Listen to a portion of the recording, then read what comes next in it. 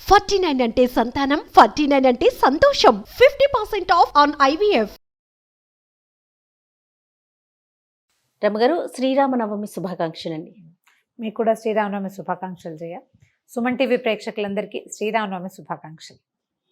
నవమి యొక్క విశిష్టత, నవమి విశిష్టత అందరికీ తెలుసు. ఆ రోజు మనం ఏం చేస్తాము, ఎలా ఉండాలి, ఏంటి, మీరే చాలాసార్లు మన ఇద్దరం మాట్లాడుకోవటం జరిగింది కదా.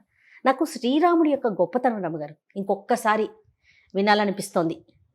రామో విగ్రహవాన్ ధర్మ, సనాతన ధర్మానికి ఆయువు పట్టు రామాయణ. రామాయణం, అవును. ఆ రామాయణ కథానాయకుడు రాముడు. భగవంతుడు దశావతారాల్లో మానవ పరిణామ క్రమం చూపిస్తూ కనపడుతుంది మనకి. వామనావతారం తర్వాత ముందు అవతారం ఏం వేశారు? మత్స్యావతారం. మత్స్యము, కూర్మము, వరాహము అయిన తర్వాత వామనావతారం కనపడుతుంది. వరాహం నరసింహావతారం, నరసింహుడు సగం మనిషి సగం మృగం. తర్వాత వామనావతారం, బాలుడు మానవ రూపం చిన్న బాలుడుగా. తర్వాత పరశురామావతారం కనిపిస్తుంది. పరశురామావతారంలో ఏంటంటే భగవద్ లక్షణాలు భగవద్ అంశమాత్రంగా ఉన్నప్పటికీ ఒక తీవ్రమైన ప్రవృత్తి కనిపిస్తుంది. తర్వాత వచ్చిన రామావతారం పూర్తిగా మానవుడు అనేవాడు ఎలా ఉండాలి, పరిపూర్ణ మానవుడు. విష్ణువులోని సగం అంశతోటి జన్మించాడట ఆయన శ్రీరాముడు. రామాయణంలోనే స్పష్టంగా చెప్తారు. విష్ణువులోని సగం అంశ. పాయసం ఇచ్చారు, పుత్రకామేష్టి యాగం చేయబడింది. పుత్రకామేష్టి యాగంలో యజ్ఞపురుషుడు ఒక పాయస పాత్ర పట్టుకొస్తే సగం పాయసాన్ని కౌసల్యకి ఇచ్చారు, మిగిలిన సగం మిగతా ఇద్దరు మిగిలిన సగాన్ని పంచారు. సగం పాయసం కౌసల్యకి రావడం వల్ల విష్ణువులోని సగభాగంగా మనకి మానవుడుగా రాముడు జన్మించాడు. కళ్యాణ గుణాలు కలిగినవాడు, పైగా ఏమిటంటే ఇలా ఒక ప్రత్యేకమైన లక్షణాలు ఉన్నవాడు. ప్రతిదీ ప్రత్యేకమే కదా. వీరత్వము, ధీరత్వము, శూరత్వము ఉండి దాంతోపాటు కరుణా సముద్రుడిగా కూడా కనపడతాడు రాముడు. మామూలుగా వీర ధీర శూరులు అంటే ఏమిటి? వాడు కత్తే తిప్పుతాడు, అవునవును, బాణమే వేస్తాడు. వాడి మనసులో మృదుత్వమో మెత్తదనమో ఉండే అవకాశమే లేదు. దుఃఖము, కరుణ అలాంటివి ఏమి ఉండకూడదు. కరుడు గట్టిపోయి ఉంటారు, క్రూరంగా ఉంటారు. పరశురాముడిలో అది కనపడుతుంది మనకి, కానీ రాముడిలో అది కనిపించదు. సందర్భానికి ఆ సమయంలో ఎట్లా రియాక్ట్ అవ్వాలో అలా రియాక్ట్ అవుతాడు. జనస్థానంలో 14,000 మంది రాక్షసులను చంపేశాడు ఒక్కడే. ఆ తర్వాత భార్య కనిపించకుండా పోతే పామరుడులాగా దుఃఖించాడు. ఇంతమందిని చంపగలిగిన వాడు పోతే పోయిందని అనుకోలా. సహజంగా మనం ఎట్లా చూస్తాం, అవును, ఒకడు ఒక హత్యలు చేసిన వాళ్ళు కరుడు కట్టిపోయిన పద్ధతిగా ఉంటారు, కఠిన మనస్కులై ఉంటారని భావిస్తాం. సహజంగా అట్లా జరుగుతుంది. కానీ ఈయన అలాంటి వాడు కాదు. ఈయన అట్లా అనడానికి వీలు లేదు. ఆయన లాంటి ప్రభువు లేడు, అన్న లేడు, తండ్రి లేడు, భర్త లేడు, కుమారుడు లేడు. ఆయన లాంటి దైవం శిష్యుడు లేడు. ఆయన లాంటి శిష్యుడు కూడా లేడు. అవును. రమగారు, కళ్యాణ రాముడు అంటే ఏంటండి? కళ్యాణ రాముడు నీ వివాహంలో పెళ్లి కొడుకుగా తయారైన రాముడు. అంతే. ఈ కళ్యాణ గుణాలంటే మనకి రామాయణం మొట్టమొదట మొదలుపెట్టినప్పుడు వాల్మీకి ఒక ప్రశ్న వచ్చిందట. నారద మహామునిని అడిగాడు ఆయన, ఎవరు ఇలాంటి అత్యద్భుతమైన గుణాలు కలిగి ఉన్నవాడు ఎవడైనా ఉన్నాడా లోకంలో? గుణవాన్ కశ్చ వీర్యవాన్, కోన్వస్మిన్ సాంప్రతం లోకే గుణవాన్ కశ్చ వీర్యవాన్, ఇలా మొదలవుతాయి శ్లోకాలు. 16 కళ్యాణ గుణాలు చెప్తాడు. ఈ గుణాలు కలిగిన వాడు ఎవరైనా ఉన్నారంటే ఈ కాలంలోనే ఉన్నాడు. అయోధ్యా నగరాన్నేలే దాశరథే ఇలాంటి గుణాలు కలిగిన వాడు. ఇతను ఇట్లా జన్మించాడు, భగవంతుని అవతారము. విష్ణువులోని అర్ధభాగంతో జన్మించిన వాడు. మానవులకి ఇలాంటి ఒక లక్షణాన్ని చూపించటం కోసం మర్యాదా పురుషోత్తముడు అంటారు రాముడు. మానవ మర్యాద, మనిషి అన్నవాడు ఎలా ఉండాలో అలా ఉండి చూపించాడు. ఆ చూపించిన రాముడు ఎప్పటికీ మనకి ఆదర్శప్రాయుడే. భార్యాభర్తలు అన్యోన్యానికి సీతారాములనే చెప్పుకుంటాం, ఇంకో జంట పేరు రాదు చూడు. అవునండి. కానీ మనకి కథాంశంలో చివరికి ఏం కనపడుతుంది? ఆమెను పంపించేశాడని, ఆమె వెళ్ళిపోయిందని రెండు వింటాం. అవును. ప్రశ్న కూడా మనకు అది వస్తుంది. అంత కష్టపడి అక్కడెక్కడికో వెళ్ళి ఎక్కడి నుంచి ఎక్కడికి నడిచాడమ్మా? అవును. ఎన్ని వేల కిలోమీటర్లు నడిచాడు అడవిలో ఆవిడ కోసం. ఏకంగా మొత్తం సౌత్కి వచ్చేసాడు కదా, ఎక్కడ దండకారణ్యం. అక్కడి నుంచి భార్య కోసం ఏ సహాయము లేకుండా వెతుక్కుంటూ వచ్చి లక్షల మంది రాక్షసుల్ని సంహరించి, అది కూడా ఆయన తీసుకున్న సహాయం ఏమిటి, కోతులు. ఇంత పని చేసి ఆమెను తీసుకెళ్ళి అగ్నిపునీతం చేసి తీసుకెళ్ళి కూడా ఎందుకు పంపించేశాడు అనేది ఒక ప్రశ్న వస్తుంటుంది. అవును అవును. కానీ దంపతుల అనురాగం అన్యోన్యతకి సీతారాములే పంపించేశాడన్నమాట ప్రశ్నగా ఉంటుంది. పంపేశాడు కాబట్టి వీళ్ళకి అన్యోన్యం లేదని మనం అనలేకపోతాం. అవును, అనుకోలేకపోతాం. అసలు ఊహ కూడా రాదు మనకి. ఇంకొక జంటని చెప్పగలమా? అసలు అసాధ్యం రమ్మ గారు, అసలు లేనే లేదు. అది రాముడి గొప్పతనం. అది ఆయనలో ఉన్నటువంటి ఆ కళ్యాణ గుణాల విశేషమే అది. ఇవి కాకుండా ఈ రామ శబ్దం అదేంటంటే, ఈ రా అనంగానే, రా అనేసరికల్లా మన లోపల నుంచి నెగిటివ్స్ అన్నీ బయటికి వెళ్ళిపోతాయట. సమస్త పాపక్షయం పాపాలు వెళ్ళిపోతాయి బయటికి. మా అనంగానే క్లోజ్ అయిపోతుంది. ఇక బయటికి పోయిన చెత్త ఏది లోపలికి రాదు. ఆ అక్షరాల్లో ఉంది అది. ఒక్కసారి రామ అంటే సహస్రనామాన్ని చదివినట్టుగా, 1000 సార్లు జపించినట్టు, విష్ణువుని 1000 మాటలు తలుచుకున్నట్టు. అంత అత్యద్భుతమైన రామశబ్దాన్ని ఇంత అత్యద్భుతమైన గుణాలున్న పరిపూర్ణ మానవుడిగా అవతరించిన భగవంతుడికి పెట్టారు. మనకి ఎన్ని అక్షరాలు ఉన్నాయి తెలుగులో, సంస్కృతంలో, పోని మన భాషలో. ఇన్ని అక్షరాల్లో ఈ రాకి మాకి మాత్రమే ఇలాంటిది ఎందుకుంది? ఆ ఉన్న అత్యద్భుతమైన విషయాన్ని ఈ ప్రభువుకి ఇచ్చి దాన్ని భూలోకవాసులకి అప్పచెప్పారు. మనకి ఋషులు మునులు ఎలాంటి వాళ్ళు జయ, ఎంత విజనరీ పీపుల్, ప్రపంచాన్ని ముందుకి చూడగలరు. మనం ఏం చూస్తాం, 10 ఏళ్ళకి ప్లాన్ చేసుకుంటాం అంతే. అది ఒక 2వ రోజునే ప్లాన్ పాడైపోయే అవకాశం ఉంది. ముందు నాటికి ఏం జరగబోతోందో మనం ఏనాడు ఊహించలేం. ఏదో వేగ్గా ఒకటి వస్తుంది. ప్రపంచం మొత్తం ఏం జరగబోతోందో మనకి 1000 సంవత్సరాల నాటి ఋషులే చూసి ముందుగానే చెప్పారు మనకి. ముందుగానే ఇది పెట్టుకోండి, నామజపం చేయండి, ఈ యుగంలో ఇది చేయాలి, ఈ యుగంలో ఇది చేయాలి, ఈ యుగంలో ఇది చేయాలి, ఈ కలియుగంలో నామ సంకీర్తనం చేయాలని చెప్పారు. నువ్వు ఆ మాట అనుకుంటూ ఉండు, నీలో ఉన్న నెగిటివ్ ఎనర్జీ బయటికి పోతుంది. నెగిటివ్ ఫోర్సెస్ నిన్ను అంటే తప్పు వైపుకి నెట్టేసేవన్నీ తగ్గిపోతాయి అంతే. వాటిని మళ్ళీ లోపలికి రానివని అక్షరం కూడా దాని వెనకాలే ఉంది, అది చేసుకో. ఇది ఎంత ఆలోచించి చేసుంటారు. మనం ప్రశ్నిస్తాం, ప్రశ్నే మనకి వస్తుంది. కలియుగంలో ఏంటంటే ప్రశ్నించటమే కలియుగ లక్షణం. మనకు ఈ కథల్లో మొట్టమొదటి చెప్పుకునే పరీక్షిత్తు కథ, ఆయన ప్రశ్నించాడు, సమాధానం రాలేదు. నేను నిన్ను అడిగాను, నువ్వు చెప్పలేదు, ఈమెకి ఇష్టం లేదనుకుని పోవాలి అంతే.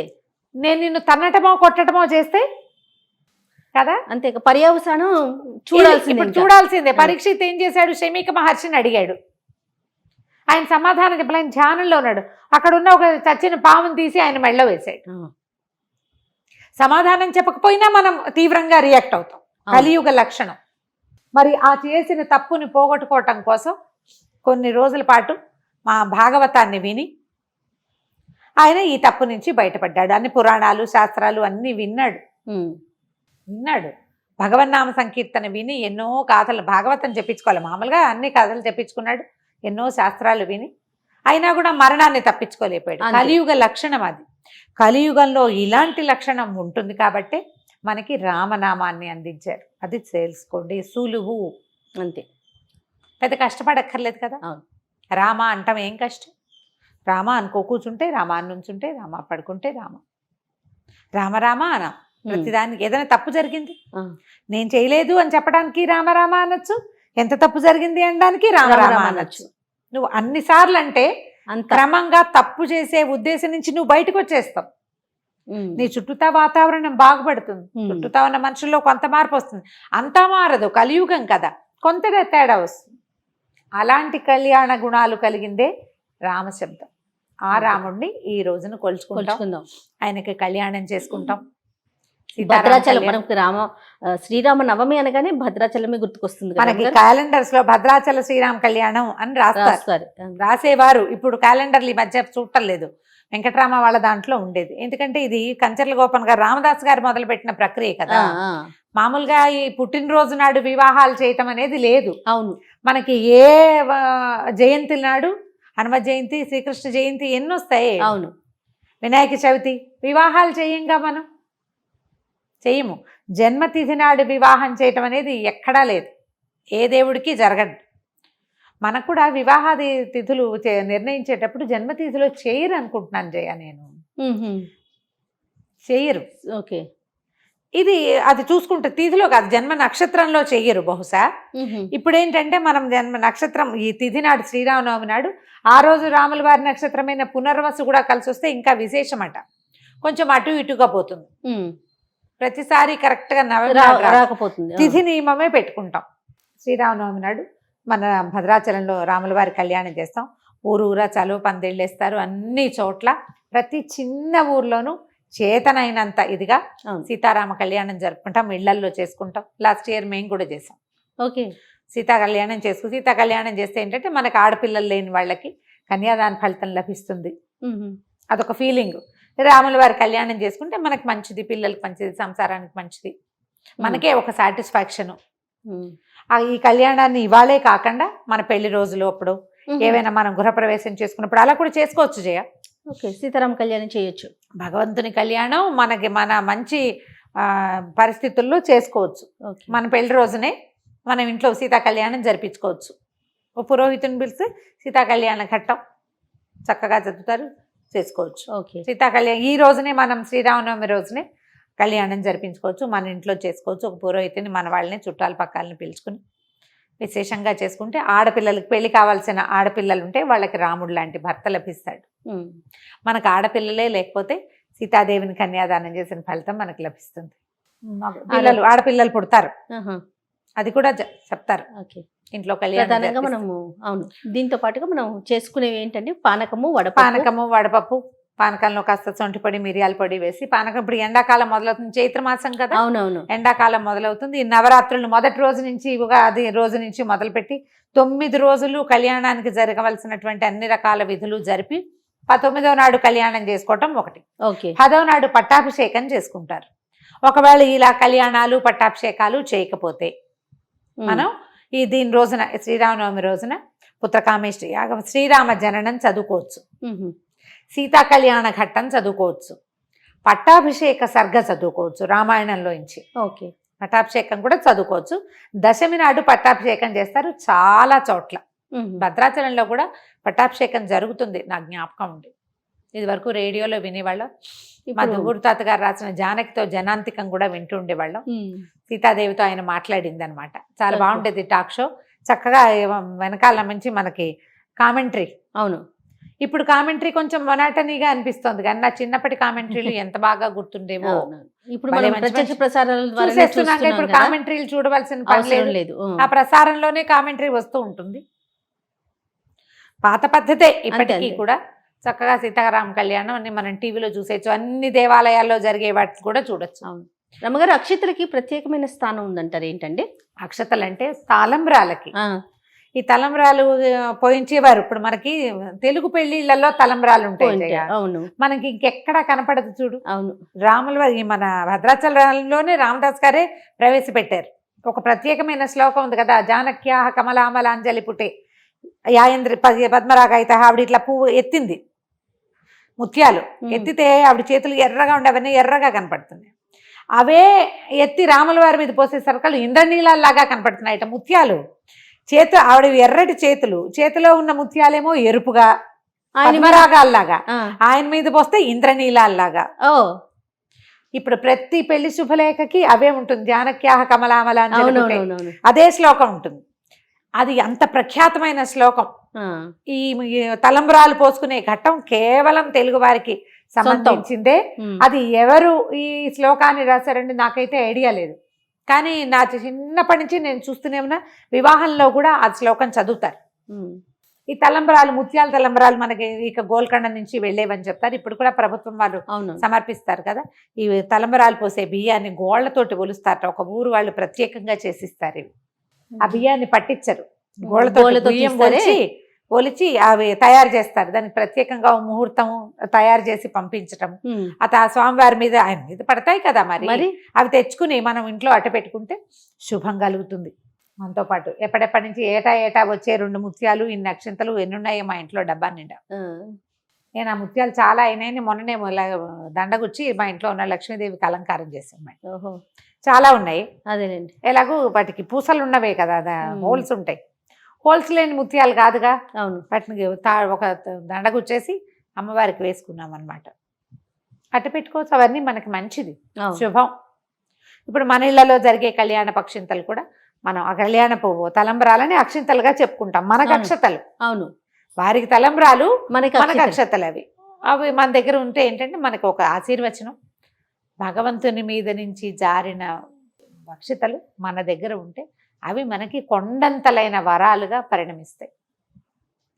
అవకాశం అంటే చక్కగా తెప్పించి పెట్టుకోవచ్చు. ఓకే, ఇంకా పండుగ రోజు పాటించాల్సిన నియమాలు ఏమన్నా చెప్తారా? ఎప్పుడూ చెప్పేవి.